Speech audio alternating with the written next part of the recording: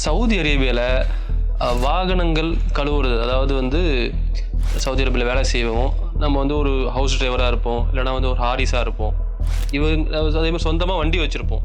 இவர்கள்லாம் பார்த்துன்னு சொன்னாக்கா தங்களுடைய சொந்த வண்டியை கழுவலாம், பிரச்சனை கிடையாது. அதே போல் ஹவுஸ் டிரைவர் வந்து அவங்களுடைய கஃபீல் வண்டி, அண்ணன் தம்பி வண்டி, அந்தமாரி வண்டிகளை கழுவலாம், எந்த பிரச்சனையும் இல்லை. ஆனால் காசுக்காண்டி ஒரு சில பேர் காசு கொடுப்பாங்க, அதுக்காண்டி வெளியில் போய் நம்ம வண்டி கழுவணும்னு சொன்னாக்கா அது சட்டவிரோதம். நிறைய பேர்த்த வந்து இதே போல் வந்து பங்காளிங்க, நம்ம சில தமிழர்களை கூட வந்து போலீஸ் பிடிச்சாங்கன்னு சொன்னாக்கா நேராக ஊருக்கு அனுப்பிடுவாங்க. அதுக்கு உள்ளே வச்சு அதுக்கு எந்த இதுவும் கிடையாது, பிடிப்பாங்க, ஒரு வாரத்துக்குள்ளே ஊருக்கு அனுப்பிடுவாங்க. நமக்கு தெரிஞ்ச தமிழர் ஒருத்தவரும் இதே போல் ஹாரிஸாக வேலை செஞ்சார். இதே போல் வண்டி வெளியில் கழுவிட்டு இருக்கும்போது போலீஸ் வந்து கேட்டாங்க, இக்காமாவை செக் பண்ணாங்க. இக்காமாவுக்கும் வண்டிக்கும் சம்மந்தம் இல்லாதால உடனே ஊருக்கு அனுப்பிட்டாங்க.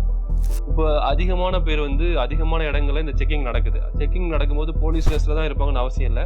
சிஐடின்னு வந்து ஒயிட் தோப்புலேயே இருப்பாங்க, சாதாரண வண்டியிலே வருவாங்க. வரும்பொழுது உங்களுடைய இக்காமா கேட்பாங்க. அதே போல் வந்து வண்டி யார், உங்கள் வீடு எங்கே இருக்குன்னு கேட்பாங்க. உங்கள் இக்காமாவும் செக் பண்ணுவாங்க, வண்டியோட நம்பரும் செக் பண்ணுவாங்க. ரெண்டும் பொருந்தி போயிடுச்சுனாக்கா விட்டுட்டு போயிடுவாங்க. ஒரு வேளை பொருந்தாமல் இருந்துச்சுன்னா உங்களை கூட்டி போயிடுவாங்க. அதே போல் நீங்கள் பதில் சொல்லும்போது தைரியமாக பதில் சொல்லணும். யார் வண்டி இது, கஃபீல் வண்டியா இல்லை கஃபீலோட அண்ணன் வண்டியா, அதே மாதிரி தைரியமாக சொன்னீங்க. என்ன பேருன்னு கேட்பாங்க, உங்கள் கஃபீல் பேர் கேட்பாங்க, வண்டியோட ஏன்னா வண்டி செக் பண்ணுறதுக்காண்டி கேட்பாங்க. அதே போல் உங்கள் இக்காம எடுத்து காமிச்சு தைரியமாக பேசுங்க. பயந்துட்டு பேசுனீங்கன்னு சொன்னாக்கா கூட்டிட்டு போய் அப்புறம் அங்கே போய் செக் பண்ணி அப்புறம் கஃபீலுக்கு ஃபோன் அடிச்சு திரும்பி வர்ற மாதிரி இருக்கும். அதனால் நீங்கள் பதில் சொல்லும் போது தைரியமாக அவங்கள்ட்ட பதில் சொல்லுங்கள்.